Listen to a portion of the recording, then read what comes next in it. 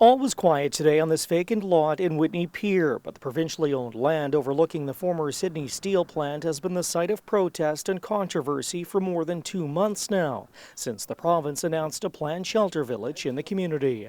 That's where we got off on the wrong foot. We were not notified by anybody about anything about this issue, and that's what really ticked off the people of Whitney Pier. They were just going to come in here and put these little pallet homes in this here community without telling anybody about it. The province said today they are looking at other locations to place the 30 shelters, but are not ruling out the Whitney Pier site. That's despite local CBRM councillor Lorne Green telling some residents the location is no longer being considered. I can assure the residents of Whitney Pier it will not be located on this particular site. We're looking at several different spots, and we're looking at, and I just don't want to get into really the details of that because at some point we may have to negotiate. But what I will say to the people of Whitney Pier is that we heard you loud and clear. All of this confusing and frustrating for one of the local groups backing the project.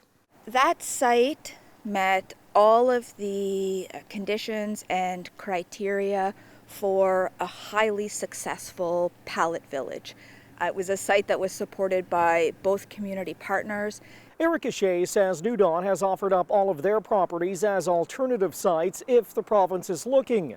But she says the delay is hurting the more than 20 people that have been selected so far to live in the shelters. So now we're looking at somewhere between 4 to 6 months because there is site prep that has to be done, services that have to be connected. The minister couldn't say when a final site will be chosen, only that he hopes it will be sooner rather than later.